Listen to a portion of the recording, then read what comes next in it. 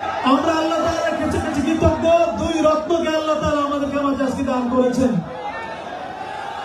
আমাদের মধ্যে এ পর্যায়ে আগমন করেছেন বাংলাদেশের এক নক্ষত্র, আপনাদের সকলের জনপ্রিয় কাছে প্রিয়, আমাদের জনানন্দিত ধূমকেতুর মতো উদিত হওয়া বাংলাদেশের একজন আলোচক, বিজ্ঞ আলেম দিন ডক্টর মিজানুর রহমান আজহারি।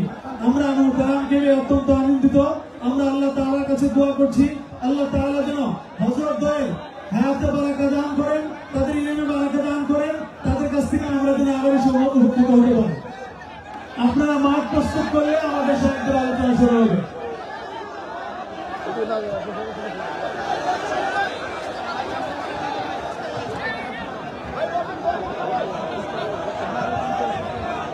বসে যান, বসে গেলে আলোচনা শুরু হবে। বসেন বসেন বসেন বসেন বসে যান।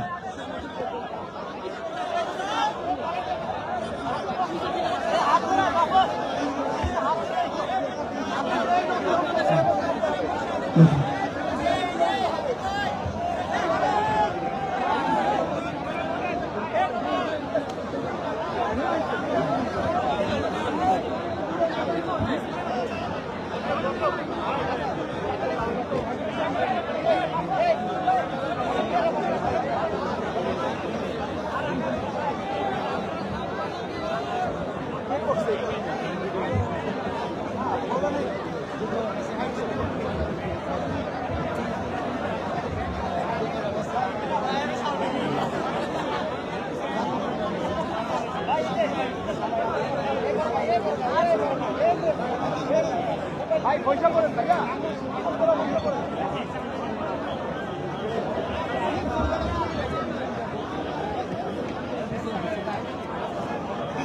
ও ভাই লাইভ দিছে।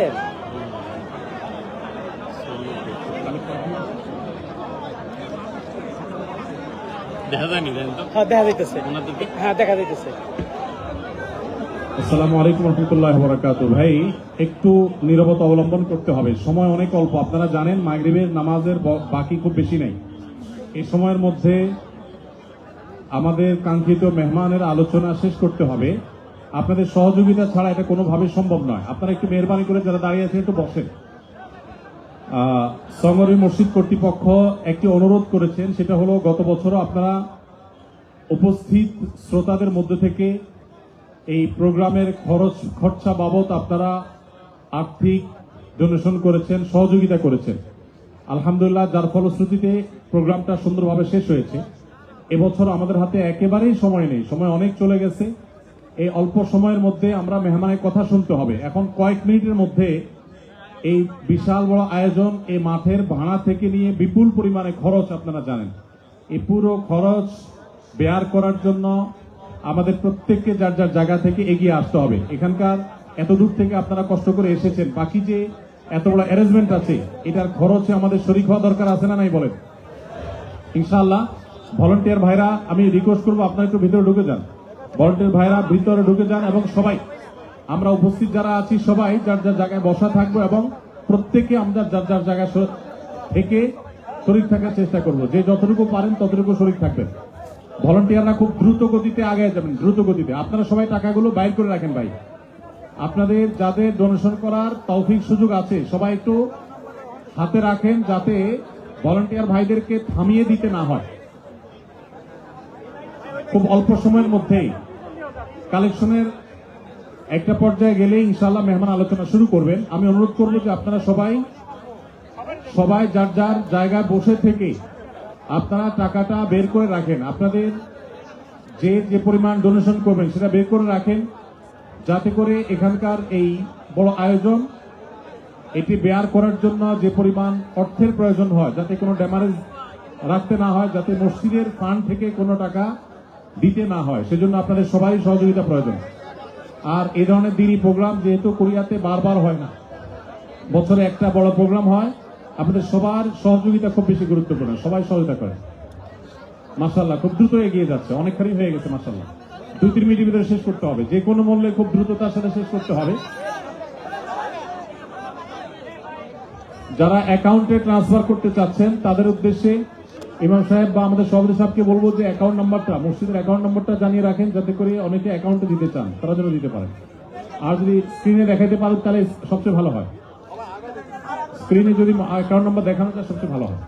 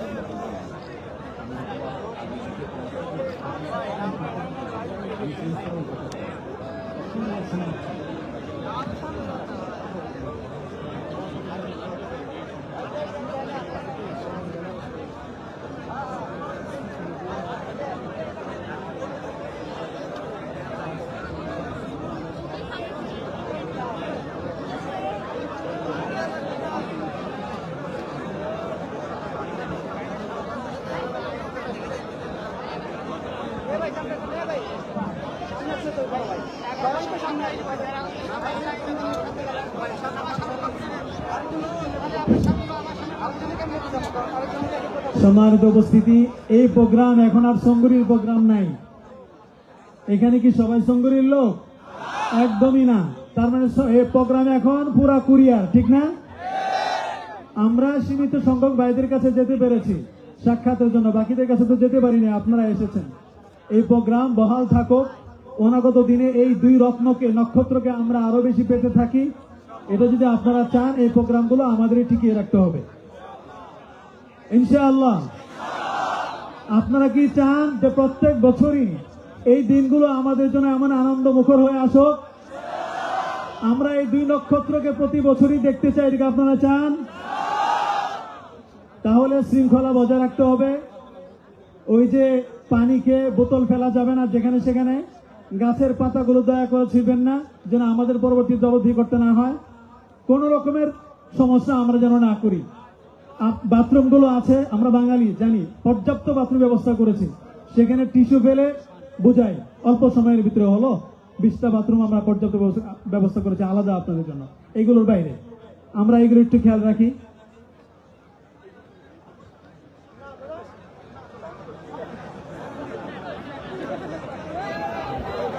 আপনারা আপনাদের কাজ শেষ করে দিলে আমরা আমাদের কাজটা শুরু করতে পারি। গত বছর আপনাদের আলোচনা শুনে মন ভরে নাই। এই বছরও আলোচনা শুনে যদি তাড়াহুড়া করি আমরা, তাহলে কি মন ভরবে? আমরা কি আধা ঘন্টা পরে ছেড়ে দিব না 35 মিনিট পরে? 1 ঘন্টা? মাত্র 1 ঘন্টা? 2 ঘন্টা? 2 ঘন্টা? 3 ঘন্টা? এসা পড়বেন, ঠিক আছে? অসুবিধা আছে? যাদের যাওয়া অসুবিধা, সঙ্গুরি মসজিদ ফ্রি। 3য় তলা, 4র্থ তলা, 5ম তলা সব মেহমানদের জন্য প্রস্তুত। যারা দূরে, কোনো অসুবিধা নাই। আমাদের ছোটন ভাই বলছেন মাঠ পরিষ্কার আছে, আমরা এখানেই শুইতে পারি। অসুবিধা আছে কোনো হইচই আছে?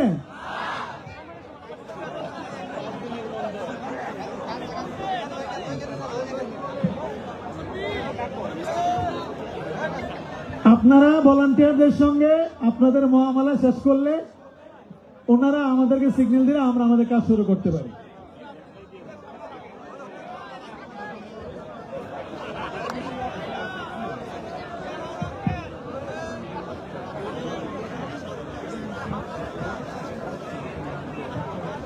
আজকে আমরা মাগরিব যদি একটু দেরিতে পড়ি, অক্ত থাকা অবস্থায় অসুবিধা নাই তো? মাগরিব পরে যদি আমাদের সাহেব আবার আলোচনা শুরু করেন, অসুবিধা নাই তো? শিওর? হ্যাঁ, ঠিক আছে। আপনাদের বহু বছরের লালিত স্বপ্ন আজকে পূরণ হতে যাচ্ছে। এখন আমার মনে হচ্ছে 2 শায়েকের জন্য অন্তত 2.5 ঘন্টা 5 ঘন্টা দরকার ছিল মিনিমাম। আপনি আমাদের কাছে প্রশ্ন পাঠিয়েছেন, এই প্রশ্ন আমি দিতে পারিনি, আমার হাতে ছিল, দিতে পারিনি। কেন? আগের গুলো শায়েকের হাতে যেগুলো ছিল ওগুলি শেষ হয়নি। ওইটা বললেন না যে রোদ ছিল, তাকাইতে পারেন না, দেখি নেই, চেহারা লাল হয়ে গেছে। ওখানে দাঁড়ায় ছিলেন আশপাশে।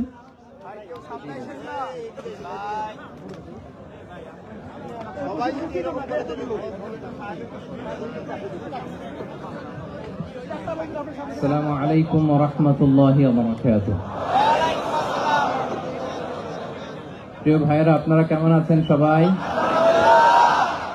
সুস্থ আছেন? ভালো আছেন না? দুপুরের খাবার খেয়েছিলেন? হ্যাঁ, খাইছেন? মাশাআল্লাহ, অনেক কষ্ট হয়ে গেছে আপনাদের। আমি শুনলাম 400 কিলো, 500 কিলো, 600 কিলো দূর থেকে আপনারা আসছেন। 400 কয়টার দিকে আসছেন? ফজরে। এই যে গতকাল আসছে। মাশাআল্লাহ, তাবারাকাল্লাহ। আল্লাহ তাআলা আপনাদের এই ভালোবাসাকে কবুল করুক। প্রিয় ভাইরা, আমি দক্ষিণ কোরিয়ার এই প্রোগ্রামের কথা অনেক শুনেছি এবং আপনারা খুবই সুশৃঙ্খল, খুবই পাংচুয়াল, খুবই ডিসিপ্লিন, এটাও আমি শুনেছি। এবং তারই নমুনা আমি দেখতে পাচ্ছি যে খুব চমৎকার ইউনিভার্সিটির একটা স্টেডিয়ামে হাজার হাজার ইসলাম প্রিয় জনতা একত্রিত হয়েছে, কিন্তু কোনো বিশৃঙ্খলা নেই। আমি আলোচনা শুরু করবার আগে আপনাদেরকে ছোট্ট একটা অনুরোধ রাখবো। তো আমার অনুরোধটা আপনারা রাখতে পারবেন তো? পারবেন? আমি জানি যে সেই দুপুর থেকে আপনারা ছবি তুলতেছেন, ভিডিও করতেছেন, অনেক কষ্ট হয়ে যাচ্ছে আপনাদের। তো আমি চাচ্ছি যে আপনাদের আর কষ্ট না দিই। আপনারা মেহেরবানি করে এই যে মোবাইলগুলো এতক্ষণ ধরে স্মৃতি রাখার জন্য যত ছবি তুলেছেন, ভিডিও করেছেন, লাইভ করেছেন, ফাইন, কিন্তু এখন থেকে আমি দেখতে চাই যে দক্ষিণ কোরিয়ার ভাইরা কতটুকু ডিসিপ্লিন, স্টেজ থেকে যে ইনস্ট্রাকশন আসে সেটা তারা কিভাবে মেনে নেয় দেখি। এই মোবাইলগুলো বন্ধ করে হাতে নয়, পকেটে। মোবাইল বন্ধ করে হাতে নয়, পকেটে, মেহেরবানি করে। অফিসিয়াল, জি শুনুন, এদিকে তাকান। অফিসিয়াল ক্যামেরাম্যান ছাড়া এবং এই প্রোগ্রাম থেকে যে ভলান্টিয়ার ভাইরা আছে, সাংবাদিক বন্ধুরা ছাড়া মেহেরবানি করে কেউ এই মোবাইলটা বের করবেন না। কারণ আপনারা শায়েককে আর কবে পাবেন বলেন? এই যে আমাদের যে দেখা হচ্ছে, এটা তো আল্লাহর বিশেষ মেহেরবানি। আর জ্ঞান আসে এরকম 1 to 1, ব্রেন টু ব্রেন, সিনা বা সিনা, সাদার বা সাদার। ভিডিও থেকে, মোবাইল থেকে এলেম আসে না। তো আপনি লাইভ করবেন, কমেন্টস করবেন, হোয়াটসঅ্যাপ গ্রুপে ভিডিও শেয়ার দিবেন, আরেকজনের মাথার উপর দিয়ে এরকম করবেন, খুবই বিশৃঙ্খলা হবে। মালয়েশিয়াতে আমরা যে প্রোগ্রামগুলোতে জয়েন করি, আপনি দেখবেন আমার ভেরিফাইড যে ইউটিউব চ্যানেল, ওখানে আমরা যখন আলোচনাগুলো শেয়ার দেই, দেখবেন যে একটা শ্রোতাও হাতে মোবাইল নিয়ে বসে থাকে না। সবাই খরগোশের কানের মতো কানগুলোকে খাড়া করে চাতক পাখির মতো স্টেজের দিকে তাকিয়ে থাকে। আমরা তাদেরকে ওইভাবে ট্রেন আপ করেছি, গ্রুমিং করেছি, ইনস্ট্রাকশন দিয়েছি। তো এই যে আজকে আপনাদের প্রোগ্রাম, শায়েক এসে ধন্য করেছেন, এই প্রোগ্রাম গোটা বিশ্বে বাংলা ভাষাভাষী, from north two south, from east two West, the entire globe, সবাই শুনবে এই আলোচনা। তো যদি দেখে যে একজন উঠতেছেন, একজন দাঁড়ায় আছেন, ওই যে আরেকজন দায়িত্ব নিয়ে ভিডিও করতেছে এখানে, আপনি যতবার মোবাইল বের করবেন ঠিক ততবারই আমি আপনাকে থামাবো। 6:45-এ মাগরিবের সালাত, তো মাত্র 45 minutes in our hand, 45 minute. এর মধ্যে যদি বারবার মোবাইল বের করে এরকম ডিস্টার্ব করেন, আমি কিন্তু বারবার থামাবো। কারো হাতে মোবাইল থাকবে না। আপনার পাশে যদি কোনো ভাই মোবাইল ধরে রাখে, বলবেন ভাই মেহেরবানি করে পকেটে। মোবাইল থাকবে কই? হয় না, একসাথে আওয়াজ করে বলেন, মোবাইল কোথায় রেখেছেন? পকেটে রেখেছেন? জি, পকেটে। Mobile should be in pocket. জি, মাশাআল্লাহ, আলহামদুলিল্লাহ। এই তো খুবই সুশৃঙ্খল। এই 45 মিনিট যদি বারবার আপনাদেরকে থামাতে ইনস্ট্রাকশন দিতে আপনারা নষ্ট করেন, আপনারা মাহরুম হবেন। আমি একটা টপিক নিয়ে কথা বলতে এসেছি, আপনারা যদি এভাবে মোবাইল ধরে রাখেন তাহলে ডিস্টার্ব হবে। মোবাইল বন্ধ, কারো মোবাইল চলবে না। Mobile should be in pocket. পকেটে রেখেছেন তো সবাই, না? 15 মিনিট পর আবার আস্তে করে বের করবেন। কারা কারা হাত তোলেন তো? বের করবেন, মোবাইল বের করবেন। আমার দিকে তাকিয়েছেন তো? আচ্ছা, তাহলে আমরা শুরু করি। জি, আমার দিকে তাকান। নাহমাদুহু ওয়া নুসাল্লি আলা রাসূলিহিল কারীম, আম্মা বা'দু, ফাআউযু বিল্লাহি মিনাশ শাইতানির রাজীম, বিসমিল্লাহির রহমানির রহিম। فبما رحمة من الله لنت لهم ولو كنت فظا غليظ القلب لانفضوا من حولك فاعف عنهم واستغفر لهم وشاورهم في الأمر فإذا عزمت فتوكل على الله إن الله يحب المتوكلين صدق الله العظيم رب اشرح لي صدري ويسر لي أمري واحلل عقدة من لساني يفقه قولي কোরিয়া মুসলিম ফেডারেশনের আওতাধীন সং উরি জামি মসজিদের আয়োজনে ডেজিং ইউনিভার্সিটি স্টেডিয়ামে আজকের আয়োজিত এ দ্বিতীয় বার্ষিক ইসলামী মহাসম্মেলনে আপনারা যারাই উপস্থিত হয়েছেন আপনাদের সবাইকে জানাচ্ছি আন্তরিক শুভেচ্ছা এবং মোবারকবাদ। আহলান ওয়া সাহলান ওয়া মারহাবান বিকুম ফি হাযাল লিকা আত-তাইয়িব আল মুবারক। শুরুতে আমরা আল্লাহ রাব্বুল ইজ্জা ওয়াল জালালের দরবারে শুকরিয়া জ্ঞাপন করছি যে আল্লাহ তাআলা এত চমৎকার একটি পরিবেশে আমাদের প্রিয় মাতৃভূমি বাংলাদেশ থেকে হাজার হাজার কিলোমিটার দূরে দক্ষিণ কোরিয়ার এই ইউনিভার্সিটির এই স্টেডিয়ামে কিছুদিনই কথা শুনবার জন্য আমাদেরকে আসার বসার সুযোগ করে দিয়েছেন। আমরা সবাই পড়ে নিচ্ছি কালিমাত শুকর আলহামদুলিল্লাহ। আল্লাহ রাব্বুল ইজ্জা ওয়াল জালালের দরবারে লাখো কোটি শুকর এবং সুজুদ এবং প্রশংসা শেষে আমি আজকের এই প্রোগ্রামের অর্গানাইজিং কমিটিকে অন্তরের অন্তঃস্থল থেকে ধন্যবাদ জানাতে চাই, যারা দীর্ঘদিন অনেক চেষ্টা করে অনেক আয়োজন করে আজকের এই চমৎকার ফুলের বাগানকে তারা সাজিয়েছেন। তাদেরকে আমরা শুভেচ্ছা জানাই, ধন্যবাদ জানাই। আজকের প্রোগ্রামে উপস্থিত আছেন দক্ষিণ কোরিয়া প্রবাসী বিশিষ্ট ব্যবসায়ী ভাইয়েরা, চাকরিজীবী ভাইয়েরা, শ্রমজীবী ভাইয়েরা, এবং দেখতে পাচ্ছি গ্যালারিতে পর্দার অন্তরালে আমাদের মা বোনেরা এসেছে, কচিকাচার সোনামণিরা। তারপর আমি এখানে সিকিউরিটি ডিপার্টমেন্টকে দেখলাম, police department, and I would like to thank from the bottom of my heart to the Daejeon University Authority for giving us this nice venue to organize such an amazing program. May Allah bless them with guidance. আমরা সবাই বলি আমিন। আজকে উপস্থিত আছেন এই প্রোগ্রামের volunteers ভাইয়েরা, press, media, সাংবাদিক বন্ধুরা। আমি সবাইকে আবারও ধন্যবাদ এবং শুভেচ্ছা জানিয়ে শুরু করছি। প্রিয় ভাইয়েরা, আমাদের সময় খুব কম, কথা অনেক বেশি। আল্লাহ শুকরিয়া যে আমরা আমাদের প্রিয় শায়েখ আস-সুন্নাহ ফাউন্ডেশনের চেয়ারম্যান শায়েখ আহমদুল্লাহ হাফিজাহুল্লাহ ওয়া রাআহকে পেয়েছি। উনি কথা বলার পরে আর কিছু বলার অবকাশ থাকে না, সুযোগ থাকে না, এত সুন্দর করে বলেন, ঠিক কিনা বলেন? তো চমৎকার নাসিহা নিশ্চয়ই উনি করেছেন, কোরআন সুন্নাহর আলোকে কিউএ সেশন করেছেন, কোশ্চেন আনসার সেশন করেছেন। আমরা আল্লাহর কাছে দোয়া করি, প্রার্থনা করি শায়েখের আলোচনা থেকে যেন আমরা উপকৃত হতে পারি। শায়েখ যে দিক নির্দেশনামূলক বক্তব্য আমাদের সামনে উপস্থাপন করলেন, আমরা যেন সেগুলোর উপর আমল করতে পারি। প্রিয় ভাইয়েরা, খুব বরকতময় একটা সময় আমরা কাটাচ্ছি। রবিউল আউয়াল মাস, এটা মিলাদুন নবীর মাস, সিরাতুন নবীর মাস, বিষ্ণু ইসলামের সিরাত আলোচনার মাস। পুরো মাস জুড়ে আমরা বিষ্ণু ইসলামের সিরা আল আতেরা, বরকতময় সিরাত নিয়ে, মিলাদ নিয়ে আমরা আলোচনা করে থাকি। তো আজকের এই সন্ধ্যায় আমি বিষ্ণু ইসলামের সিরাত থেকে ছোট্ট একটা টপিক নিয়ে অল্প কয়েক মিনিট কথা বলবো ইনশাআল্লাহ।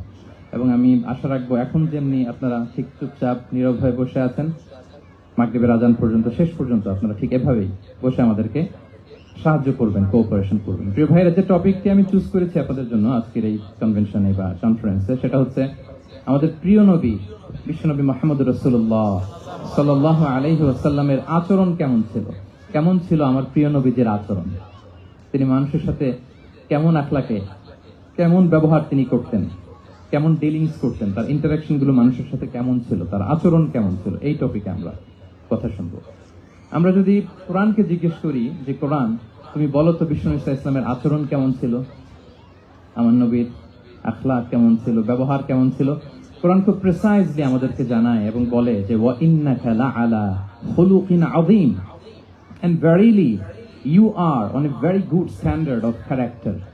এর অর্থ হচ্ছে, নবী হে, নিশ্চয়ই আপনি নৈতিক চরিত্রের সর্বোচ্চ মানের উপর প্রতিষ্ঠিত। সুবহানাল্লাহ। চারিত্রিক মাধুর্যতা, চারিত্রিক নির্মলতা, উন্নত চরিত্র, সর্বোত্তম চরিত্র বলতে আমরা যা বুঝাই তার সবটা দিয়ে আল্লাহ তাআলা বিষ্ণু ইসলামের চরিত্রকে নির্মাণ করেছেন। বিষ্ণু ইসলামের মাথার চুল থেকে পায়ের নখ পর্যন্ত একটা কলমের কালির ডট ফেলার ক্ষমতা বিশ্বের কারণে, ঠিক কিনা বলেন? এজন্য আল্লাহ বলছেন ওয়া ইন্নাকা লাআলা খুলুকিন আযীম, নৈতিক চরিত্রের সর্বোচ্চ স্ট্যাটাস, সর্বোচ্চ মানে আপনি নবী হয়ে প্রতিষ্ঠিত।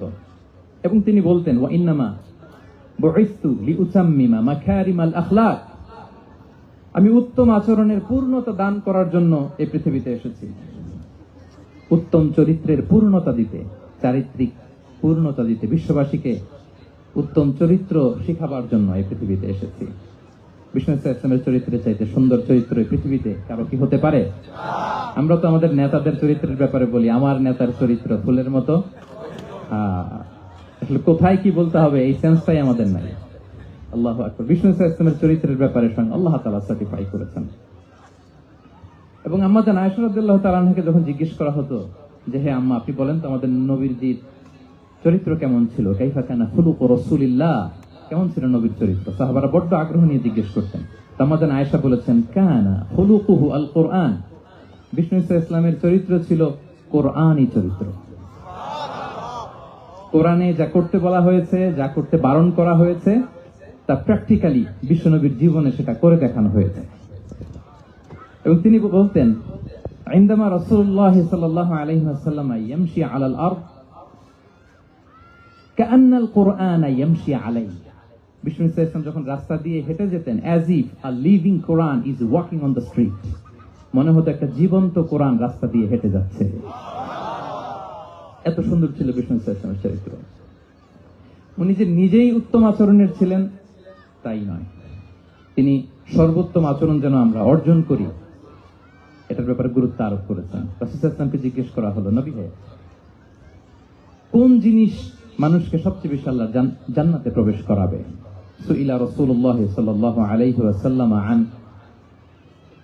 আকসারি মা ইউদখিলুন নাস আল জান্নাহ, জিজ্ঞেস করা হলো নবী কোন জিনিস মানুষকে বেশি জান্নাতে ঢুকাবে? বিষ্ণু বললেন তাকওয়াল্লাহ ওয়া হুসনুল খুলুক, এক হচ্ছে আল্লাহর ভয় আর এক হচ্ছে সুন্দর আচরণ।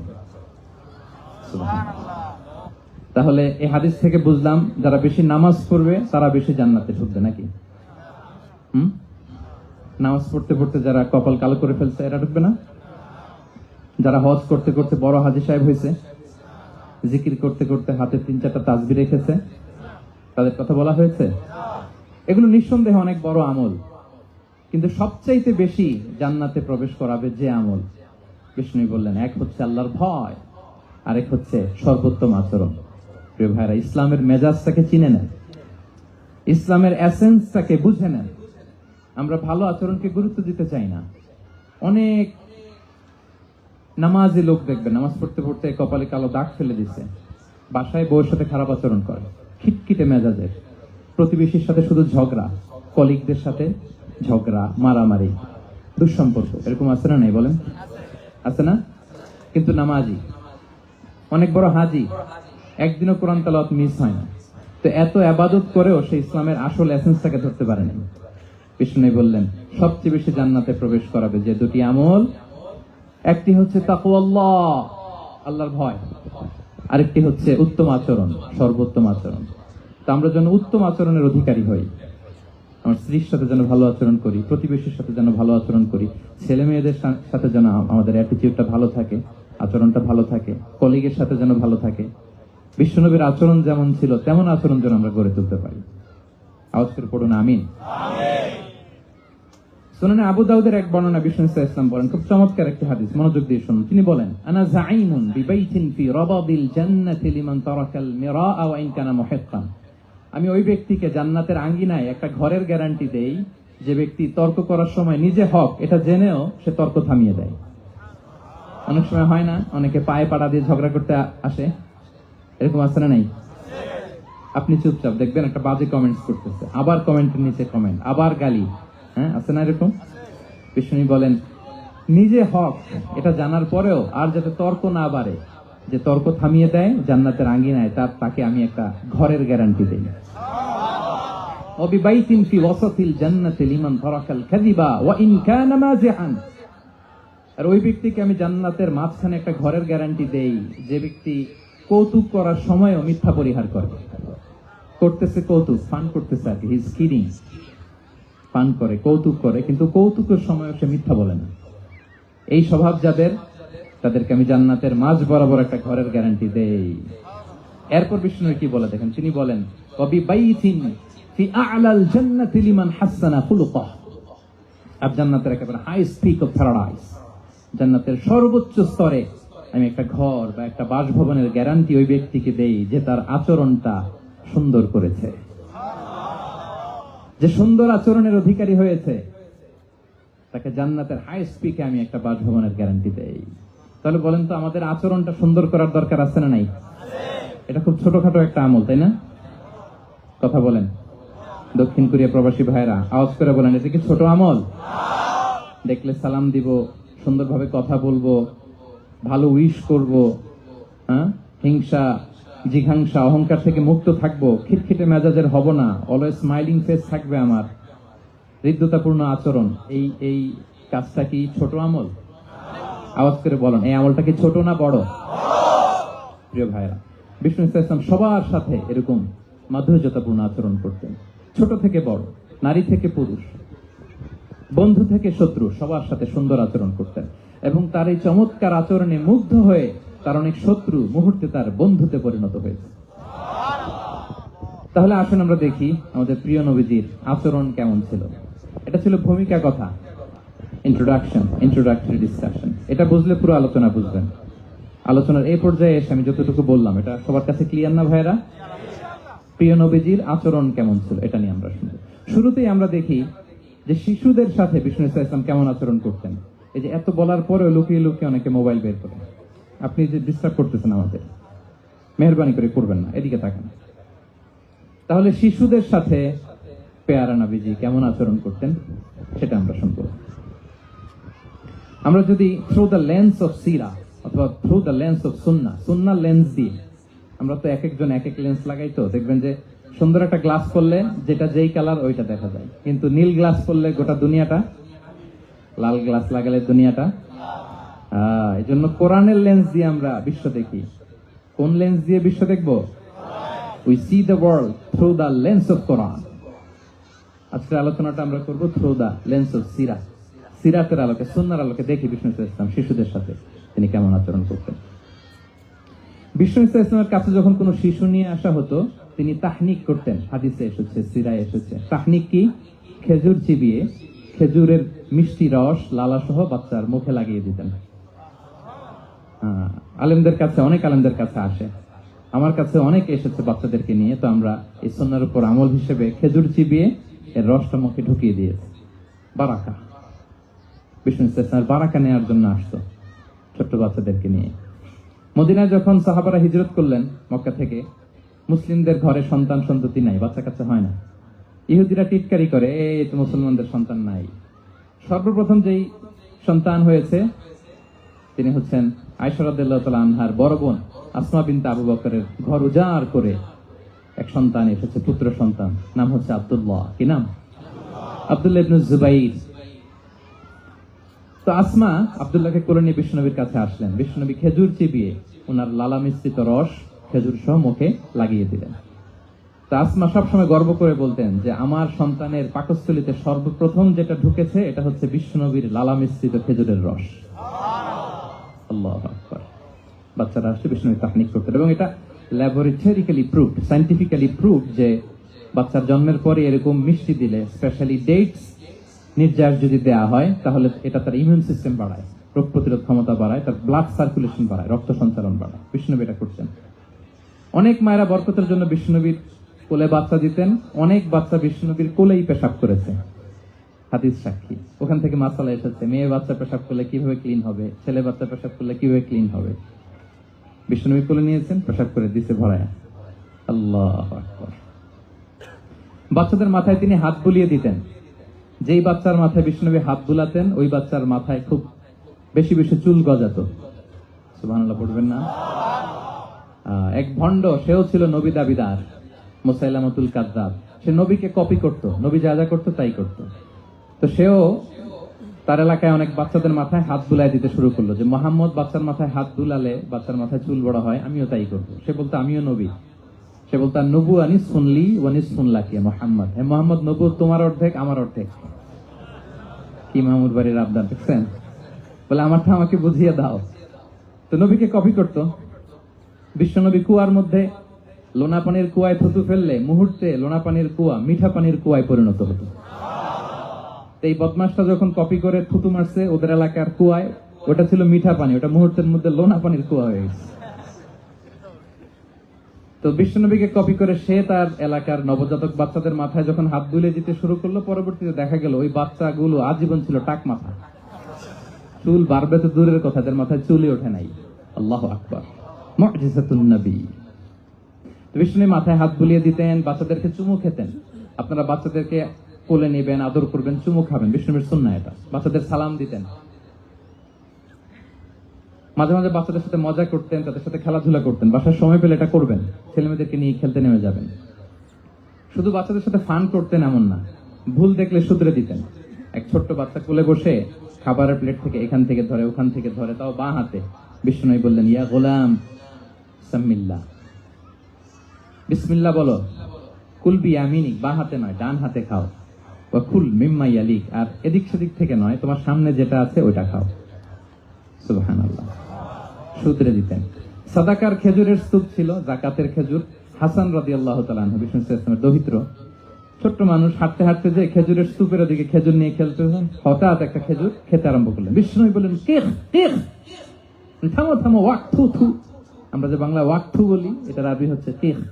মানে এই নানা ভাই রাখো রাখো রাখো। আলা তাআলাম ইন্না লা নাকুলু সাদাকা, নানা ভাই তুমি জানো না আমরা হাশিমি খানদানের, আমরা সাদাকার মাল খেতে পারি না। আঙ্গুল ঢুকিয়ে মুখ থেকে খেজুর বের করে দিলেন। সুবহানাল্লাহ। এভাবে ছোট্ট বাচ্চাদের ভুলগুলো শুধরে দিতেন, কারেকশন করতেন। সুনানে নাসাইতে এসছে, কেন রাসূলুল্লাহ সাল্লাল্লাহু আলাইহি ওয়াসাল্লাম ইয়াজুরুল আনসার, তিনি যখন আনসারীদেরকে ভিজিট করতে যেতেন, ফায়ুসাল্লিমু আলা সিবিয়ানিহিম, আনসারী বাচ্চাদেরকে সালাম দিতেন। আপনারা বাচ্চাদের সালাম দেন তো নাকি? নাকি বাচ্চাদের সালামের জন্য বসে থাকেন? অনেকে মনে করে যে আমি মুরব্বী হাজী সাহেব, 80 বছর বয়স, আমি যে শুধু সালাম পাবো, আমি দিব কেন? এরকম একটা ভুল ধারণা আছে না? সালাম শুধু ছোটরা দিবে, ব্যাপারটা কি এমন না? ছোটরা বড়দের দিবে, বড়রা ছোটদের দিবে, সবাই সবাইকে দিব, ঠিক কিনা বলেন? ইনশাআল্লাহ বলেন সবাই। ওয়ায়ামসাহু বিরুসিহিম, বাচ্চাদের মাথায় হাত বুলিয়ে দিতেন। ওয়াদউ লাহুম, তাদের জন্য দোয়া করতেন। তাহলে বিশ্বনবীর বাচ্চাদের সাথে আচরণ, ডিলিংস, ইন্টারঅ্যাকশন কেমন ছিল বুঝতে পেরেছেন? একবার এক নামাজে ওনার নাতিদেরকে নিয়ে হাজির হলেন, হাসান হুসাইন রাদিয়াল্লাহু আনহুমাকে নিয়ে। তো নামাজের এক সিজদায় বিশ্বনবী এমন লম্বা সময় সিজদায় পড়ে রইলেন, মাথা আর উঠান না। মুসল্লিরা তো অবাক, সাহাবারা ভাবলেন, হায় রে, নবীজি অসুস্থ হয়ে গেলেন নাকি, অথবা ওহী নাজিল হলো নাকি। নামাজ শেষে সাহাবারা জিজ্ঞেস করলেন, ইয়া রাসূলুল্লাহ, আপনি কি অসুস্থ হয়েছেন নাকি ওহী নাজিল হচ্ছিল? এত লম্বা সিজদা দিতে তো কখনো দেখি নাই। বিশ্বনবী বললেন, না না, কুল্লুন যালিকা লাম ইয়াকুন, কোনটাই না, বরং ওয়ালাকিন্না বিনি ইরতাহালানি, আমার নানা ভাই হাসান হুসাইন সিজদারত অবস্থায় আমার পিঠের উপরে উঠে বসেছিল। ফাকারিহতু আন উআজ্জিলাহু হাত্তা ইয়াকদিয়া হাজাতা, আমি উঠে গেলে তাদের ডিস্টার্ব হবে, এজন্য সিজদায় পড়েছিলাম। যতক্ষণ তাদের পিঠে উঠে খেলতে মনে চেয়েছে তারা খেলেছে, তারা নেমেছে, তারপরে সিজদা থেকে মাথা উঁচু করে দাঁড়িয়েছি। কি কনসিডারেশন ছিল, কি কনসিডারেট পিপল ছিলেন। সুবহানাল্লাহ বিহামদি। তো আমরা কাঁধে নিয়ে খেলবো তো দূরের কথা, আমরা অনেকে বাচ্চাদেরকে মসজিদে দেখলেই রেগে যাই, আছে না নাই? অনেক মুরব্বীরা আছে মসজিদে বাচ্চা দেখতে পারে না, দেখবেন, হ্যাঁ, খিটখিটে মেজাজের হয়ে যায়, রিঅ্যাক্ট করে। আলহামদুলিল্লাহ গত অনেক বছর ধরে বাংলাদেশে এটা নিয়ে আমরা কন্টিনিউয়াসলি বলেছি যে না, শিশুদেরকে আপনারা মসজিদে আসলে ধমক দিবেন না, ভুল করলে, আওয়াজ করলে, চিৎকার করলে তাদেরকে বকা দেওয়া যাবে? বলেন। আজকে যদি বকা খেয়ে মসজিদ থেকে ফিরে যায়, আর কোনোদিন মসজিদের দিকে পা বাড়াবে? ও যাবে ক্লাবে, হ্যাঁ, ও যাবে গানের কনসার্টে, আর ফেরাতে পারবেন মসজিদে? আর আসবে না। খবরদার, আপনার একটা ধমকের কারণে মসজিদমুখী কোনো শিশু যেন অন্যদিকে না যায়। বুঝাবেন যে আব্বু, এটা আমাদের ইবাদতগাহ, পবিত্র জায়গা, কিন্তু দুষ্টামি করতে হয় না, আওয়াজ করতে হয় না, আল্লাহ তোমাকে অনেক গুনাহ দিবে। গুনার ভয় দেখালে কিন্তু বাচ্চারা দুষ্টামি করে না, দেখবেন, ঠিক কিনা বলেন? এই সেন্সটা তাদের আছে, এভাবে বুঝাবেন। মুসনাদে আহমদ একটা হাদিস এসেছে, বিষ্ণু ইসলাম ওনার চাচাতো ভাইদেরকে নিয়ে দৌড় প্রতিযোগিতা করাতেন, লাইন ধরে দাঁড় করাতেন, আর বলতেন, মান সাবাকা ইলাইয়া ফালাহু কাদা ওয়া কাদা, সবাই দাঁড়াও, দেখি কে কার আগে আমাকে দৌড়ে ধরতে পারে, যে ধরতে পারবে তাকে পুরস্কার দিব। আল্লাহু আকবার। এবং বিষ্ণুনবীর এই কথা শুনে সবাই দৌড়ে যে বিষ্ণুনবীর ধারের উপর উঠতো, বুকের উপর উঠতো, ঝাঁপিয়ে পড়তো, বিশ্বনবী সবাইকে ধরে আগলে নিতেন, প্রত্যেকের গালে চুমু খেতেন। পড়েন সুবহানাল্লাহ। এই ছিল শিশুদের প্রতি বিষ্ণু ইসলামের আচরণ। তো আমরা এরকম আচরণ করি কিনা, আমাদের আচরণটা আমাদের বাচ্চা, আমাদের আত্মীয় স্বজনের ছোট ছেলে মেয়ে, আমরা কোথাও শিশুদেরকে যদি দেখি, আমরা তাদের সাথে কিভাবে আচরণ করি, একটু মিলিয়ে নিন কার আচরণ কেমন, এরকম করেন কিনা। আমি আর জিজ্ঞেস করতে চাইলাম না, জাস্ট আস্ক ইউরসেলফ, নিজেকে জিজ্ঞেস করুন যে আমরা আমাদের বাচ্চাদের সাথে এরকম আচরণ করি কিনা। তাহলে প্রথম পয়েন্টটা ক্লিয়ার, শিশুদের সাথে বিষ্ণু ইসলামের কেমন আচরণ ছিল। এটা কি আপনাদের কাছে ক্লিয়ার হয়েছে প্রিয় ভাইরা? আপনাদের কষ্ট হচ্ছে না? হ্যাঁ, শেষ করে দিব? আরো কয়েক মিনিট শুনবেন তো? হ্যাঁ, ইনশাআল্লাহ পড়ুন সবাই। আচ্ছা, শিশুদের পার্ট শেষ, এবার দেখি বয়স্কদের সাথে, অ্যাডাল্টদের সাথে বিষ্ণু ইসলামের আচরণ কেমন ছিল, বড়দের সাথে কেমন আচরণ করতেন আমরা। আসুন দেখি। সাহাবারা তো সবচাইতে বেশি বিশ্বনবীর সঙ্গ পেয়েছেন, তাই না? বিশ্বনবীর সবচাইতে বেশি সঙ্গ পেয়েছেন কারা? আওয়াজ করে বলুন, ক্লাসের মতো কারা? সাহাবারা সবচাইতে বেশি সঙ্গ পেয়েছেন। তাদের সাথে কেমন আচরণ ছিল? যে আয়াতটি দিয়ে আমি শুরু করেছি, আল্লাহ বলেছেন, ফাবিমা রাহমাতিন মিনাল্লাহি লিনতা লাহুম ওয়ালাউ কুনতা ফাযযান গালিযাল কলবি লানফাদ্দু মিন হাওলিক।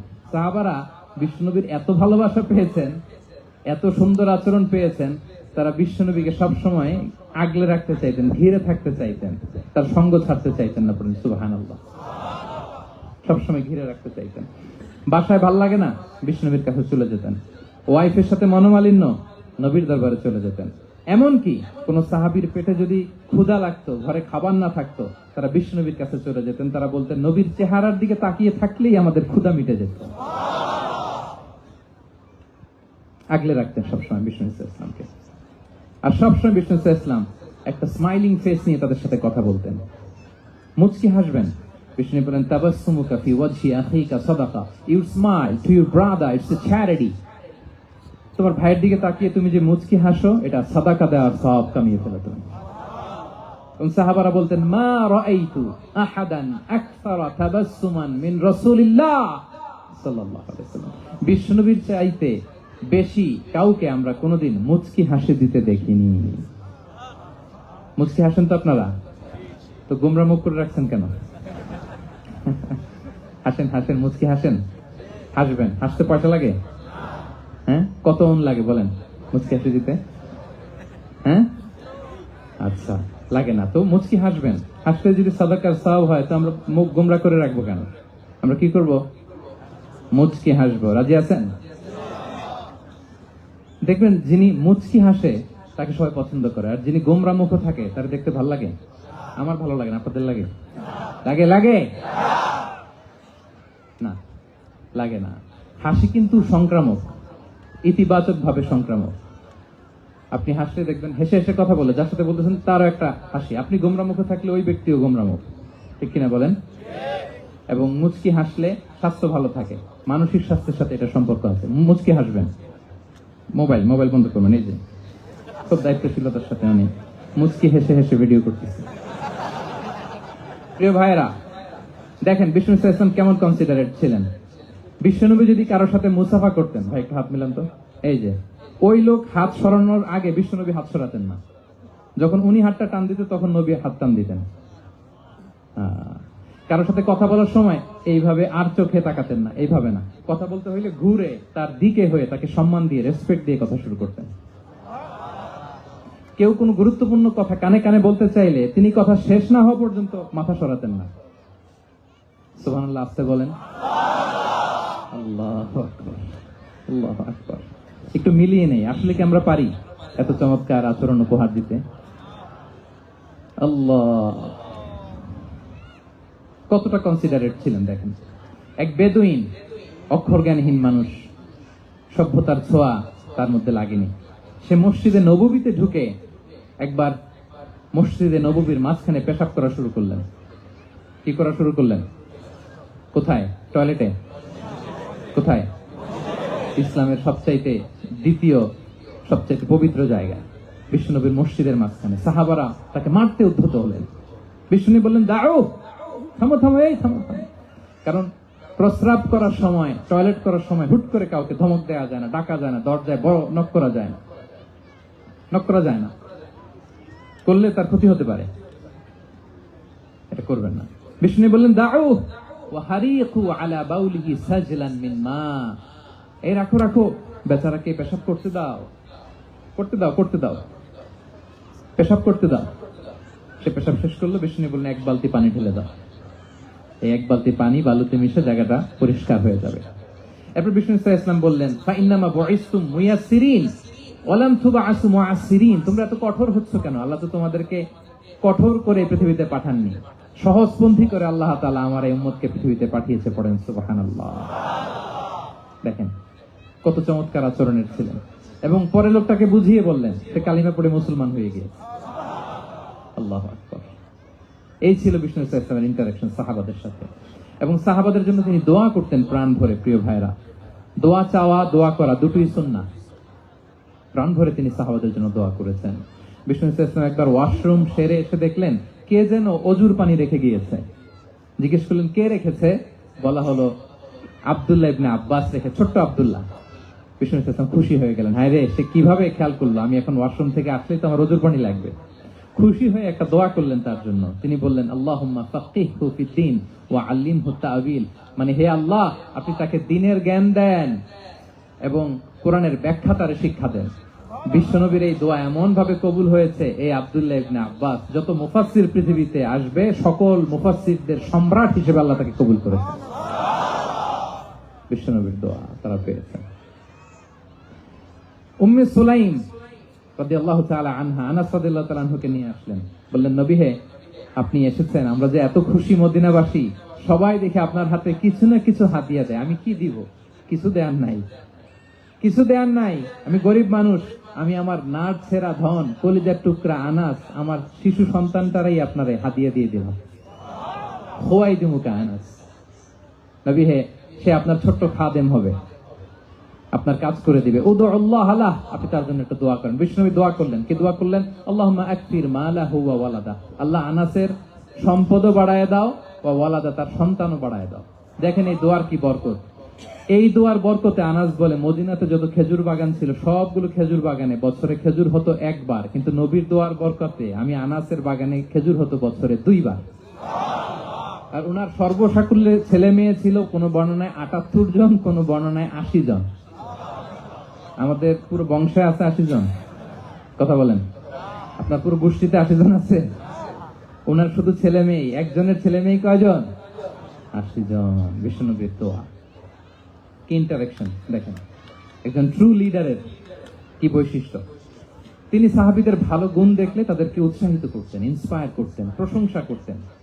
আবু মুসা আল-আশআরী রাদিয়াল্লাহু তাআলা আনহু, তিনি রাত জেগে চমৎকার কণ্ঠে তেলাওয়াত করতেন। একদিন তার ঘরের পাশ দিয়ে বিষ্ণুনবী যাচ্ছিলেন, পরের দিন বললেন, আবু মুসা, আমি কিন্তু তোমার কণ্ঠ শুনেছি, বড় সুরেলা গলা তোমার। লাকাদ উতিতা মিজমারান মিন মাজামিরি আলি দাউদ, দাউদ নবীর গলায় আল্লাহ যে সুরের ঝংকার দিয়েছেন, এই উম্মতের মধ্যে আল্লাহ তোমার গলায় সেই সুরের লহরী ঢেলে দিয়েছেন।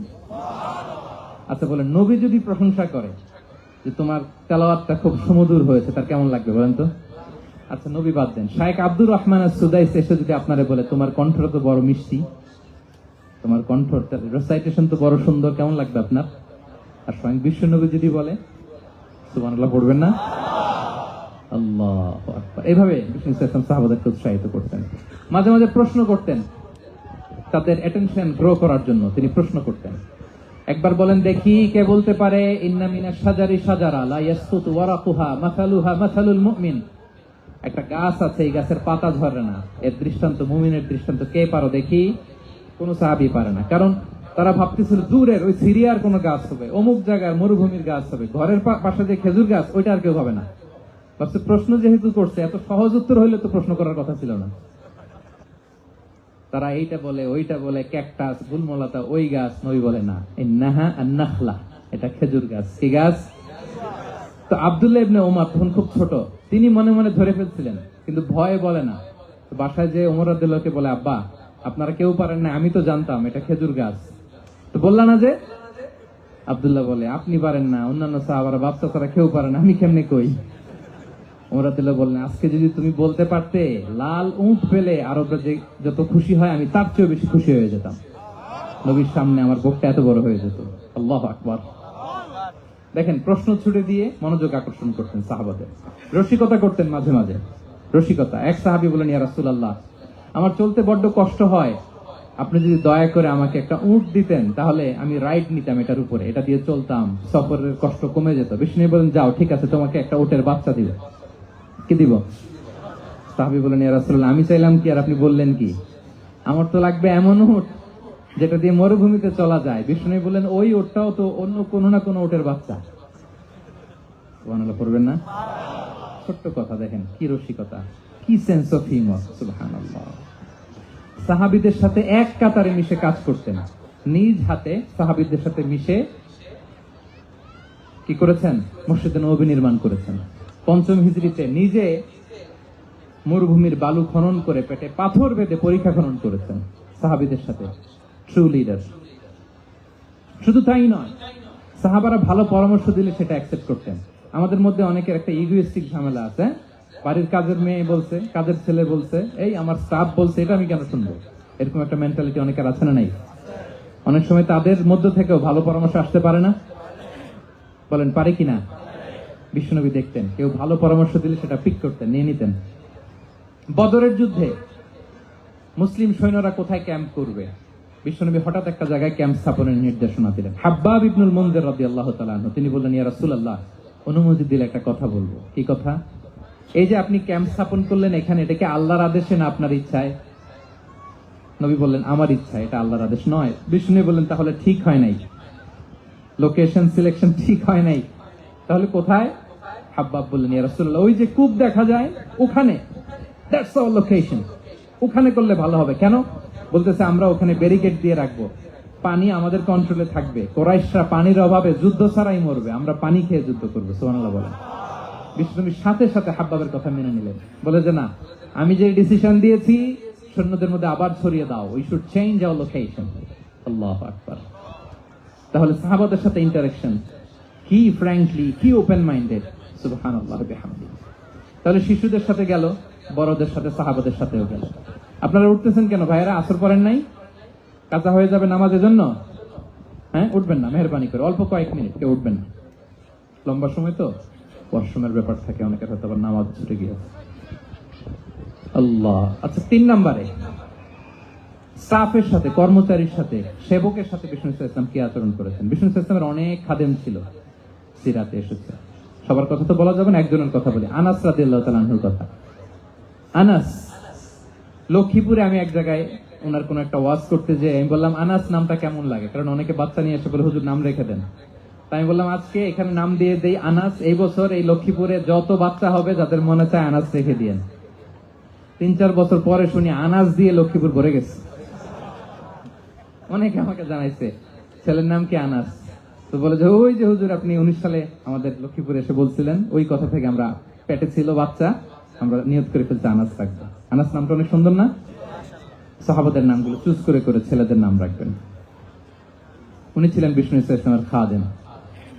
কোনদিন তিনি কোন ওনার স্টাফকে, সেবককে, খাদেমকে মারধর করেন নাই, কোনদিন না। আমরা তো পান থেকে চুন খসলে, আল্লাহ, বাংলাদেশে ওই যে লোহার খুন্তি গরম করে কাজের মেয়ের পিঠে শেখা দেওয়া হয়, এরকম আছে না নাই? ডাকাত বলেন। মানবাধিকার কর্মী, আবার নারী আন্দোলনের বড় নেত্রী, কিন্তু ঘরের ভেতরে দেখা যায় তার আসল চরিত্র।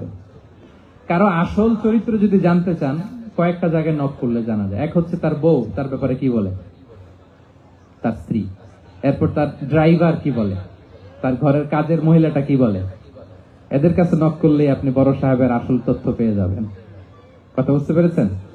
আনাস রাদিয়াল্লাহু তাআলা আনহু বলেন, খাদিমতুন নাবিয়্যা 10 সিনিন ফামা ক্বালা লি উফ ফামা ক্বালা লি লিমা সানা'তা ওয়ালা লিমা লা সানা'তা। আমি 1 বছর 2 বছর নয়, 10 বছর বিষ্ণুনবীর খাদেম ছিলাম। আওয়াজ করে বলেন তো, কয় বছর? 10 বছর। একদিনের জন্য আমার কোনো কাজে বিরক্ত হয়, উহ ইস, আরে, বিরক্ত হয়ে আমরা এগুলো বলি না? একদিনের জন্য বলে না, একদিন, একটি মুহূর্তের জন্য। এই 10 বছরে একটিবারও পেয়ারা নবীজি বলেন নাই, আনাস এটা কেন করলে? একবারের জন্য বলে নাই, আনাস এটা করলে না কেন? একবারের জন্য তিনি বলেন। আনাস রাদিয়াল্লাহু তাআলা আনহু বলেন, একদিন একটা কাজে, সম্ভবত জুব্বা আনতে আমাকে বিষ্ণু পাঠিয়েছিলেন। আমি ছোট মানুষ, জুব্বা আনতে যে ভুলে আমি মদিনার বাচ্চাদের সাথে খেলতে আরম্ভ করলাম, খেলা দেখতে আরম্ভ করলাম। বাচ্চারা রাস্তায় খেলাধুলা করে না? বিশ্বনবী যেটা আনতে পাঠিয়েছে ওইটা না এনে ভুলে, ছোট মানুষ তো, সেও দাঁড়িয়ে দাঁড়িয়ে মদিনার ছেলেমেয়েদের খেলা দেখতেছে। এখন সময়ের পর সময় যায়, ঘন্টার পর ঘন্টা যায়, আনাস তো আর আসে না জুব্বা নিয়ে। বিষ্ণুনবী ভাবলেন, হায় রে, আনাস মনে ভুলে গেছে, যাই নিজের কাজ নিজেই করে নিয়ে আস। বিষ্ণুনবী বেরোলেন, বেরোই দেখে ওই তো আনাস, আমার আনাস বাচ্চাদের সাথে খেলা দেখতেছে। আমরা হইলে কি করতাম? আমরা হইলে কি মাইর, ওই যে ডাইরেক্ট মাইর। আল্লাহ, আজকে তোর একদিন কি আমার একদিন না। বিষ্ণুনবী গেলেন, তিনিও বাচ্চাদের সাথে খেলা দেখতে শুরু করলেন, কিছুই বললেন না, শুধু আলতো হাতে আনাসের পিঠে হাত রাখলেন, ঘাড়ে আলতো হাতে। বিষ্ণুনবীর হাতটা রেশমের চেয়েও সফট ছিল। হাত রাখলেন, হাত রাখাতে আনাস রাদিয়াল্লাহু তাআলা আনহু ফানাযারতু ইলাই, তিনি বললেন আমি পিছনের দিকে তাকালাম, বিষ্ণুনবীর দিকে আমি তাকালাম, হঠাৎ করে দেখলাম যে বিষ্ণুনবী। তাকানোর পর পর আমি ভয় পেয়ে গেলাম, কিন্তু বিষ্ণু সাল্লাল্লাহু আলাইহি ওয়াসাল্লাম ধমকও দেয় নাই, কিরে আনাস তুই এখানে, এটাও বলে নাই। তাকালাম, ওয়া হুয়া ইয়াদহাক, তিনি একটা মুচকি হাসি দিলেন। বললেন, আনাস তোমাকে না কাজে পাঠিয়েছিলাম, এখানে কেন? আনাস বলে, ইয়া রাসূলুল্লাহ ক্ষমা করে দেন, আমি যাচ্ছি। আনাস বলে, বিশ্বনবীর সেদিনের মুচকি হাসির শাসন মরার আগের দিন পর্যন্ত আমার এই সোজা রাস্তায় রেখেছে। ভাইরা আমার, শাসন করতে জানলে পিট্টি দেয়া লাগে না, ধমক দেয়া লাগে না, মার দেয়া লাগে না। শাসন করতে জানলে একটা মুচকি হাসি দিয়ে শাসন করা যায়, ঠিক কিনা বলেন? তাহলে কর্মচারীর সাথে তার আচরণ কেমন ছিল আমরা জানলাম। এবার জানবো স্ত্রীর সাথে আচরণ।